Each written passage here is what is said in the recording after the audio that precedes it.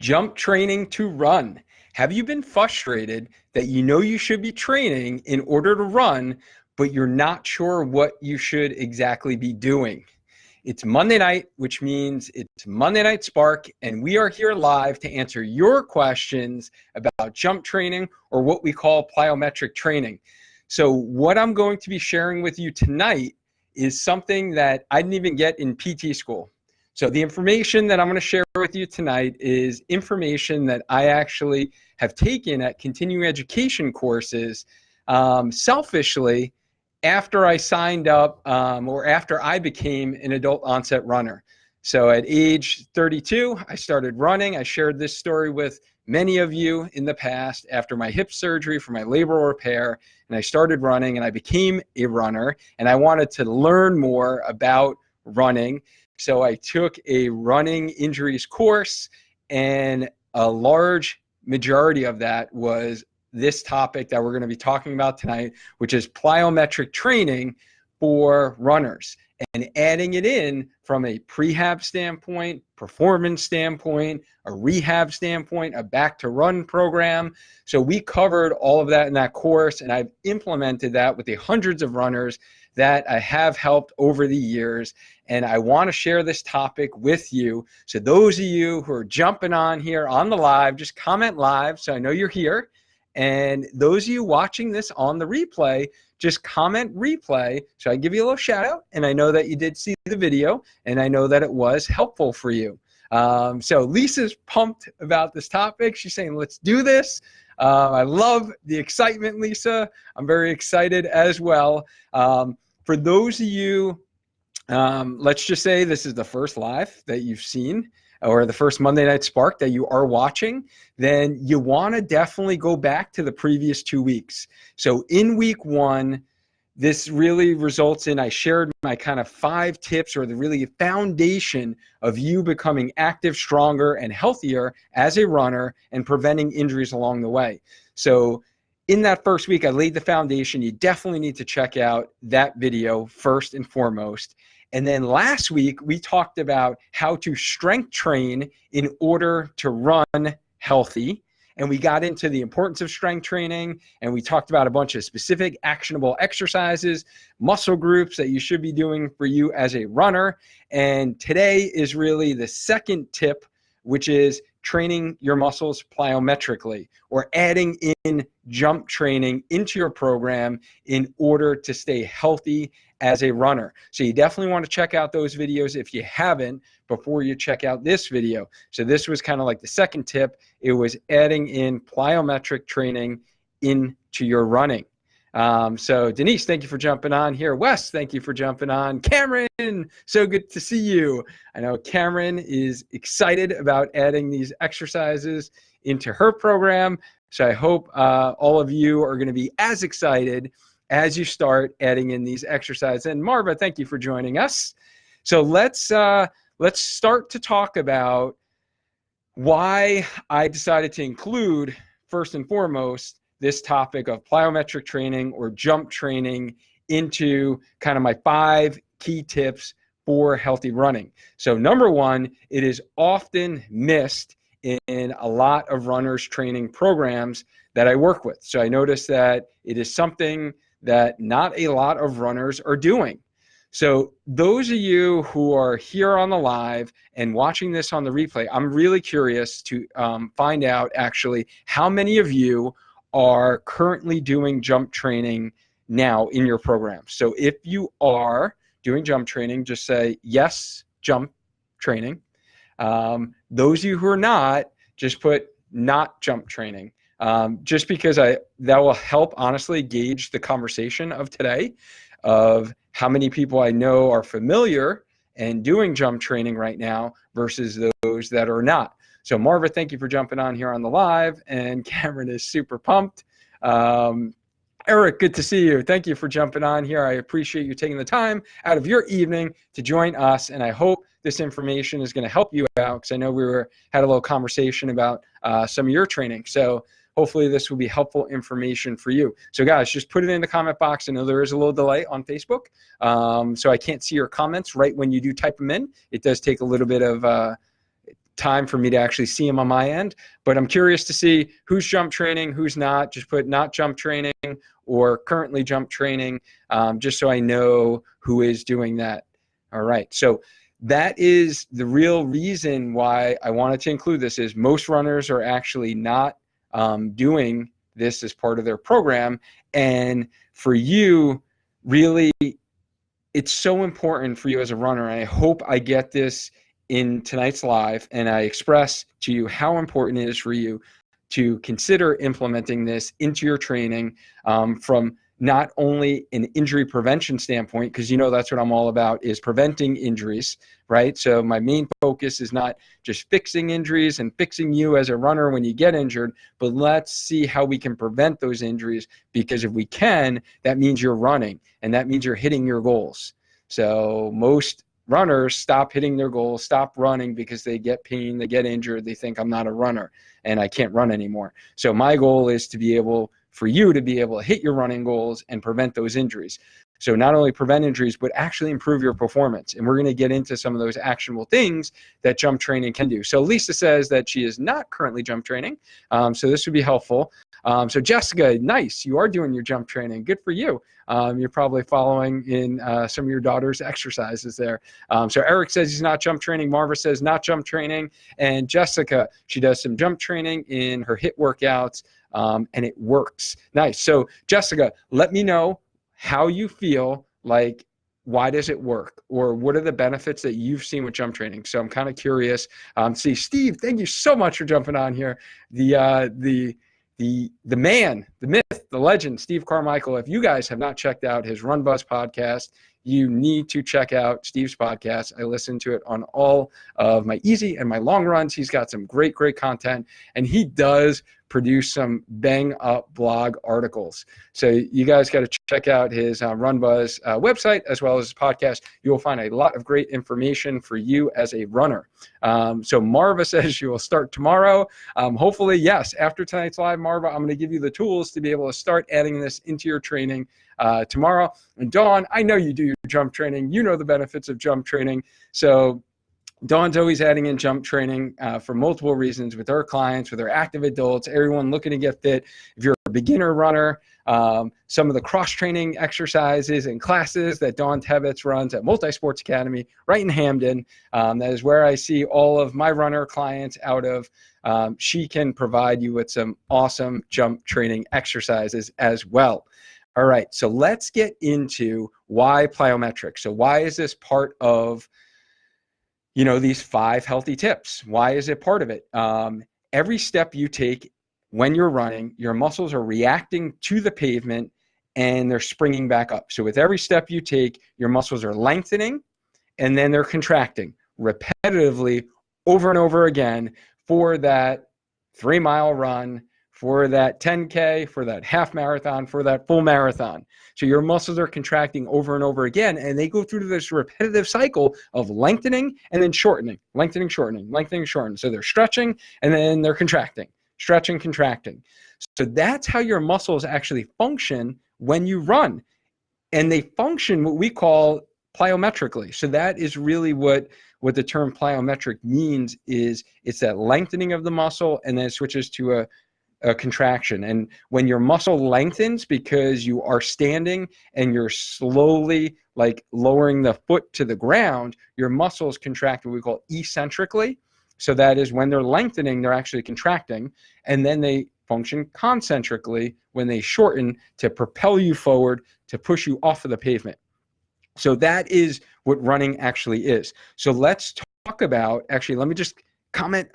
So Wes says, let me catch up in the comment before I lose him. Wes says that she's sorry, she cannot do any jump training. It does hurt the knees. So we'll actually get into some of that as well tonight, Wes. Recently noticed improvements in her pace time since she started implementing more plyometrics. Jess, thank you so much for sharing that with us. And I would say from my personal experience, as well as there is some research that has been done, and we're going to get into this when we talk about the performance aspect and benefits of plyometric training.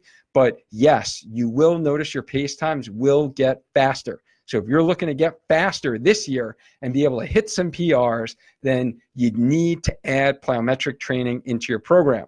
All right. So Nicole, thank you so much for jumping on here. All right, let's get into the benefits of plyometric training. So I am going to really be talking about 3 main benefits for plyometric training. The first is going to be improving your running economy or your efficiency as a runner. So is it okay with you guys if I just kind of geek out a little bit, if I can get a little sciencey on you, get a little physiology? Let me know if that's okay. Just type in okay into the comment box for those of you guys who are here on the live. I do want to get a little bit of physiology, a little bit of going back to some of my science days for you. And when I actually did study for the strength and conditioning certification, we did a lot of muscle physiology. And this was kind of like an all-over review of some of the things that I covered in PT school as well. So if that's okay with you, just type in okay. So Jess gives me the clearance, so I'm going to go for it. So your muscles, really, you have 2 different types of muscles in your body. We have what we call slow twitch muscles, which are type 1 muscle fibers, which are more aerobic in nature.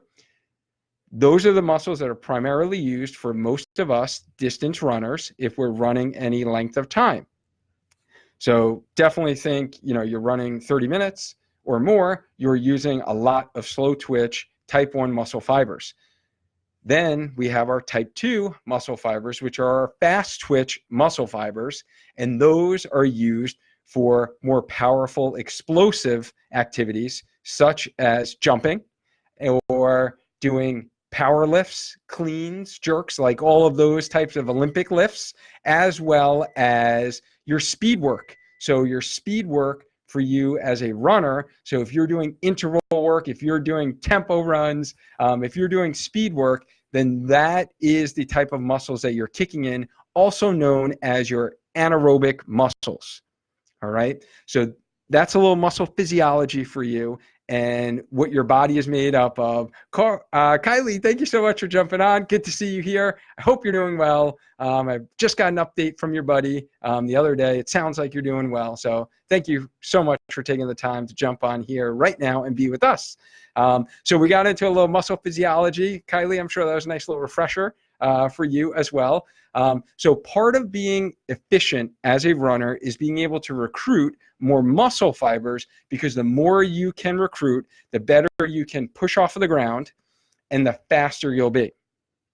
So when we do our speed work, or when your slow twitch muscle fibers are fatiguing out, so let's say you're running 3 miles, 5 miles, your slow twitch muscle fibers are fatiguing out, then you actually want to be able to kick in some of your fast twitch muscle fibers so you don't slow down. So think about you're running a half, right? At mile 10, mile 11, I know for me, that's when I really start struggling, fatiguing, holding my pace, and it's hard for me to hold that pace later in the race. Or if you think about mile 20, for those that run the full marathon distance, in order to keep up that pace, as your type 1 muscle fibers fatigue, you want to have some reserves and to kick in some type 2 muscle fibers to make sure your running economy stays where it is and you're more efficient, because then you can actually use more oxygen and be able to feed your body so you're not slowing down.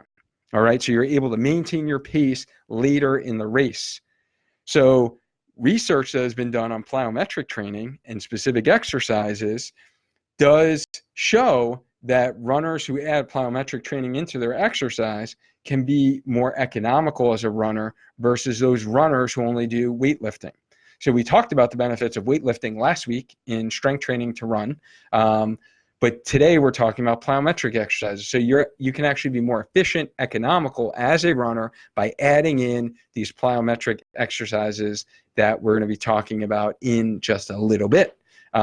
So especially if you are more of a 5K, 10K runner, you really want to make sure that you're adding in plyometric exercises. So for more of the half marathon, full marathon distance, you're thinking your rationale for adding in plyometrics is to be able to maintain that pace later in your race. But if you're doing a 5K, you need to add in plyometric training because you want to tap into those type 2 muscle fibers during that 5K race.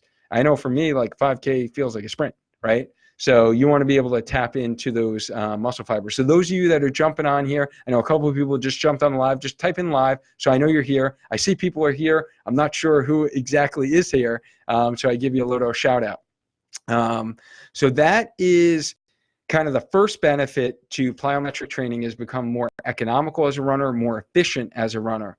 The second benefit we're going to be talking about is really strengthening your muscles and tendons in order to prevent injury. So how does plyometric training strengthen your muscles and tendons? So when we do plyometric exercises, as I mentioned before, your foot hits the ground and it springs right back up. So what we're doing is we're exploiting the elastic properties of your muscles and tendons and how they utilize elastic energy.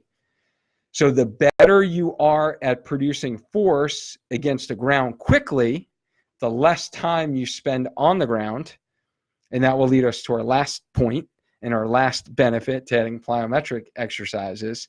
But it also actually allows your muscles and tendons to absorb that impact and take pressure off of the surrounding connective tendons, and is the big reason why we add plyometric exercises in any return to sport program as a physical therapist. So for those of you who maybe tore your ACL earlier in life, or you might have a kid who tore their ACL, hopefully the surgeon referred them back to physical therapy before they said, okay, go back to playing basketball, go back to playing soccer. And they actually added in some agility and plyometric exercises in order to strengthen the surrounding tissues. So if you've had or know of someone who has tore their ACL, just type in ACL into the comment box and let me know if they did any jump training exercises. So this is kind of an essential component for any athlete going back to their sport. So think basketball, soccer, gymnasts that I see. It's an essential part, and it's a part that should be all part of your program because your sport is running. You are a runner, right? You run. Running is a sport. As I mentioned before, it's plyometric in nature. So because that is your sport, in order to get back to that activity, let's say you've had an Achilles injury, right? That's a big one. That's a big tendon. If you've had Achilles tendonitis, or what we call a tendinopathy, if it's been going on for months, you might do your stretching, you might do your strengthening exercises, but you actually need to train that tendon plyometrically in order to safely go back to running, ramping up your distances, ramping up your intensity of your runs, and adding in speed work, adding in hill work. If you are going to challenge that tendon when you're running, you better make sure you built up the strength and resiliency in that tendon with plyometric training, because that's how we're going to build up those elastic properties in the tendon so it can withstand the demands of running. So hopefully that makes sense to you. The other injury that I see quite often and in runners and athletes is patellar tendonitis. So if you have tendonitis and knee pain in the front of your patellar tendon area, that is essential in order to get back to sport and running, is to train plyometrically. All right, so that's what we do for any return to run program after you get injured, but also should be included in performance. So before we get to that third point in performance, just let me know if I'm making sense here, guys. If I'm getting too in the weeds, scientific, just let me know. I can try to make it as easy to understand as possible. Rich, thank you so much for, first off, joining our group. Welcome to our group. I think this is the first live that you've jumped on. So welcome to our group. I hope you find all of the information helpful, and hopefully those strengthening exercises that I sent you earlier will be helpful to add into your training as well. Mary, thank you so much for jumping on. And Sundar, founding member, one of our first members, thank you for joining, and thank you for jumping on, Sundar. So we are talking jump training. We've talked about the two benefits. We talked about why you should add in plyometric training into your programs right now. And now we're going to be talking about speed and performance, right? Don't you want to get faster as a runner? Just drop it into the comment box if you are a runner and you want to get faster as a runner. I should be seeing right now, we have 13 people here on the live. I should be seeing 13 comments right now, because I'm not sure I know a runner who does not want to get faster. So if you want to get faster, type in faster into the comment box. All right. I am going to wait for you to type in faster into the comment box, or I'm not going to go on and explain my third point. So this is something that I think we all want, right? So I know me as an adult onset runner, like this is my sport, right? This is how I compete right now. I'm a very competitive person in general. Like, I don't know if you guys, if you guys are board game people, like when we play board games in the house, we're pretty competitive. So we play sequence here, whether we're playing Clue, whether we're playing bingo the other day, we're pretty competitive family. And I don't know about you guys, but I'm pretty competitive as well. When I do run races, I like to challenge myself, and I like to, see how much I can improve from my last time. So those of you, Marva says yes. Jess says that PTA here, love the science stuff. Awesome. Yes. Awesome, Jess. So hopefully some of that was a little review for you, a little human physiology, a little anatomy physiology, getting into exercise science type content. Marva says yes. Aviva says faster. Hopefully I did not butcher your name there. Jess says faster. Marva says faster. Sundar says faster. And Rebecca says faster. She guesses. Karen, thank you so much for joining. Good to see you. So let's get into that third point. How are we going to get faster? As I mentioned before, with plyometric training, your foot is hitting the ground. You're producing forces against the ground. And the quicker you can do that, the less time you spend on the ground. So the less time you spend on the ground, the faster you're going to be running. So think of, if you've ever watched a race. So I'm actually thinking of the Disney half that we just did 2 weeks ago. And because I was in Corral H and it started an hour after the race started, my wife and I were on mile 1 or 2, and literally we saw the finishers like on the other side of the road coming back already. And they were looking pretty fast. Right. So if you think you ever do some of those out and back races and you see like the winners, like passing, you on the way back, how fast do they look? Right. They are going at a much faster pace than you are. They are booking. Right. How much time do you think they spend on the ground? Not a whole lot. Right. They look pretty fast. So if you take someone who's running a 5 or 6 minute mile pace, right, and compare it to someone who runs a 10, 11, a 12 mile pace, the faster runner is going to pop up with each step they take, spending as little time on the ground as possible. So plyometric exercises help your muscles' ability to absorb that impact and then pop off the ground. So it really teaches your nervous system, so your brain sends signals via the nerves in your body down to the muscles in your legs to be able to contract. So the more we train our brain and those muscles to contract faster, the less time we spend on the ground, the more efficient we are, the faster we go. So from a performance aspect, if you want to run faster, if you want to hit a PR, you need to run faster, right? How are you going to hit a PR? You need to run faster, and you need to be able to withstand that fast speed later in the race. And that brings up to our first benefit, where we were talking about being more efficient and economical as a runner and being able to tap in to those type 2 muscle fibers, utilize more oxygen, and be more efficient later in the race. So you won't lose that pace. So you'll be able to withstand kind of that wall that you would normally hit and be able to run at that faster pace.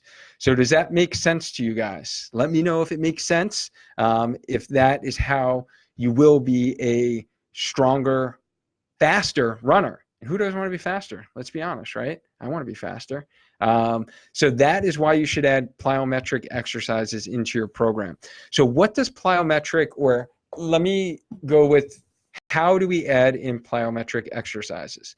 Just like any training program, whether you're running, whether you're strength training, you're getting in the gym, progression is key, consistency is key, as I just posted yesterday, actually. And then progression is important as well.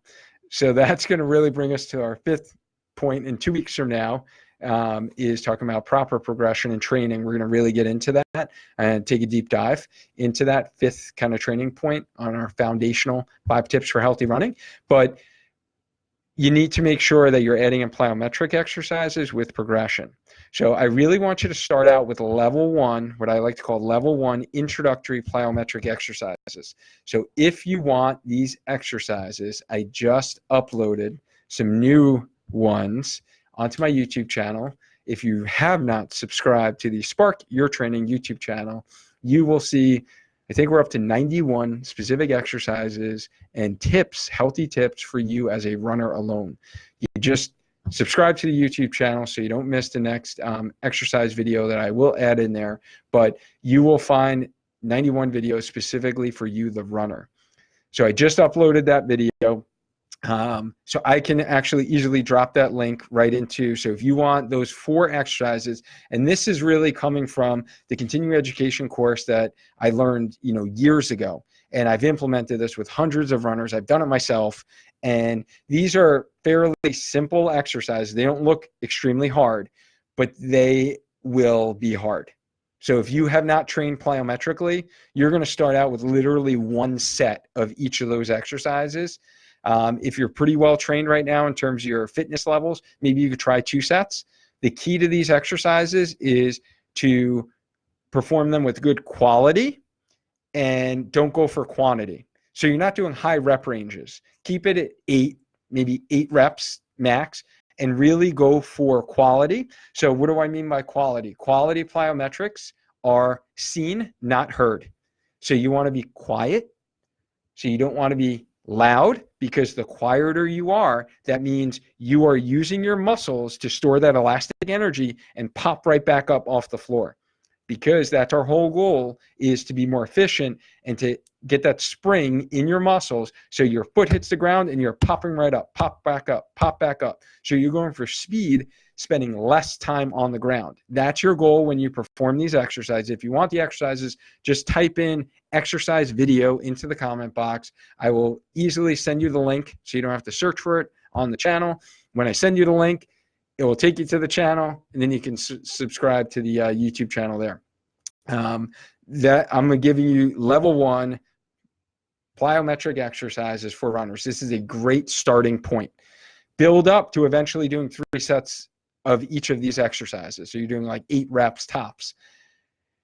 It really, honestly, I'm always surprised every single year, because I actually, and this kind of brings to another point I should address. Now is the best time for you to add plyometric training into your running. This time right now, this off season, right? We're not in high race season right now for most of us. This is when you want to add in your plyometric training, because this is going to put a whole new level of demands on your muscle. It's like if you guys ever done intervals on the track, or you've ever done hill work, it's like adding in that type of training to your muscles, and you are going to be sore in your muscles, which tells you that you added a stimulus to your muscles, which is a good thing. You added a stimulus that it wasn't trained for, and that's how your muscle adapts. That's how it actually, you get those muscle adaptations over time. So then your muscle's more efficient when you run.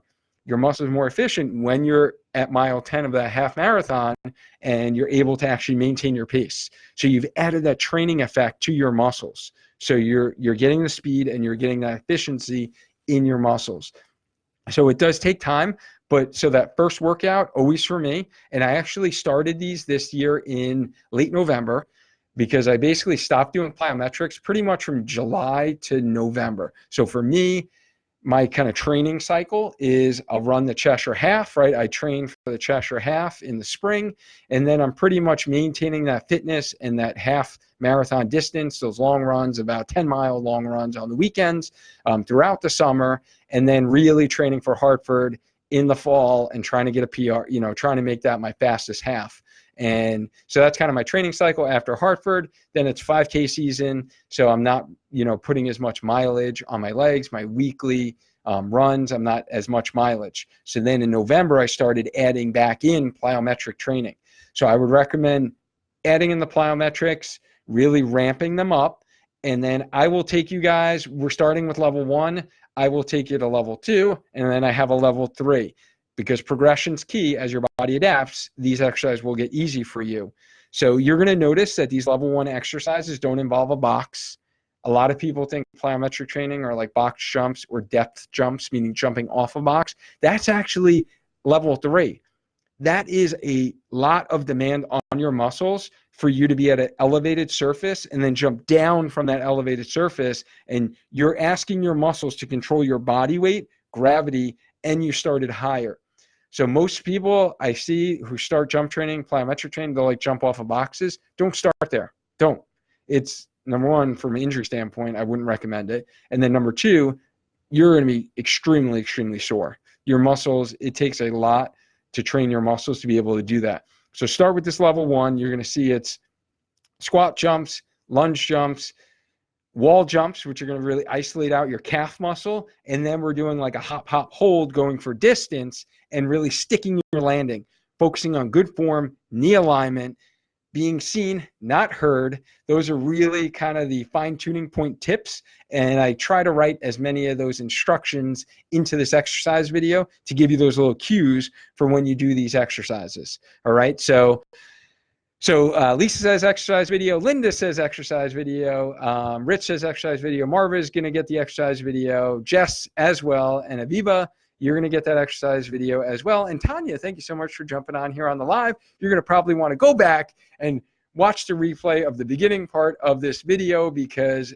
I think you'll get the rationale to why you should be plyometric training, and then the 3 important benefits of plyometric training. So let's kind of bring it full circle here, wrap it up. The 3 things that we talked about, the 3 benefits to adding plyometric exercise into your program is more efficient and economical for you as a runner, reducing injury by strengthening your muscles and your tendons to be more elastic. 3, improving your speed so you don't fatigue out later out in your races. And then think about improving your speed, especially if your goal is a 5K race. You need to be training your muscles plyometrically for that 5K. Remember, let me give you context. Plyometric training is only one component or one of the 5 healthy tips. The first tip was strength training for runners. We really took a deep dive last week. Next week, we're going to be talking about adding in single leg exercises. So that's the 3rd tip. So we're going to go in adding in single leg exercises into your training.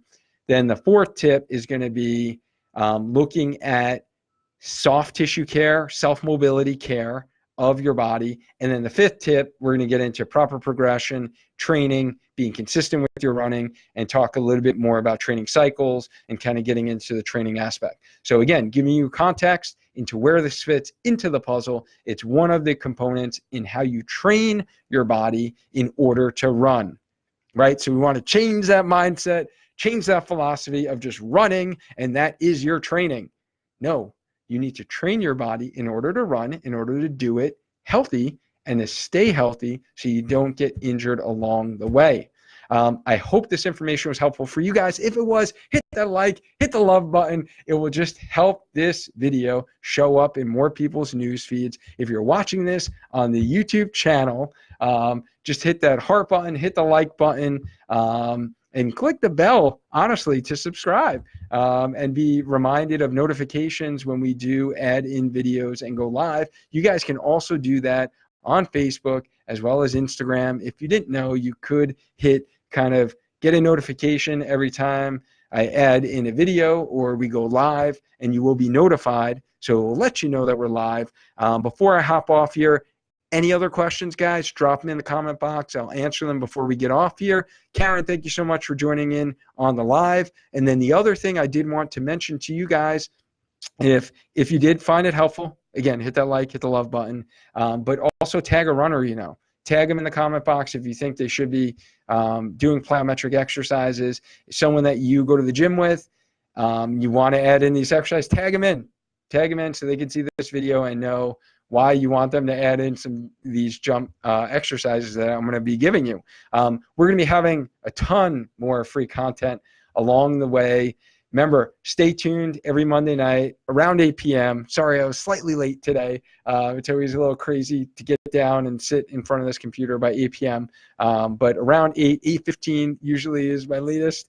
8:20, we go live. go in depth on these topics. And I'd love for you guys to be able to answer or ask these questions so we can interact and have a little dialogue versus me just lecturing you guys. So I am going to be having a big announcement this Friday, guys. Stay tuned. I'm not going to release it now. All right. But big announcement. I'll be releasing within our group this week. I'm super pumped about this, and I hope many of you guys will be as excited as I am this Friday. So stay tuned to that. Those, again, that jumped on the live, thank you so much. I appreciate you taking time out of your evening to jump on with us. And those of you who are watching this on the replay, you're watching this in the morning before you go for your run, maybe in the car as you're driving into work, thank you so much for taking the time to watch this replay. I appreciate all of you guys. And thank you so much for tuning in. And until next time, guys, stay active, stay healthy, and just keep running. Have a great night. Bye.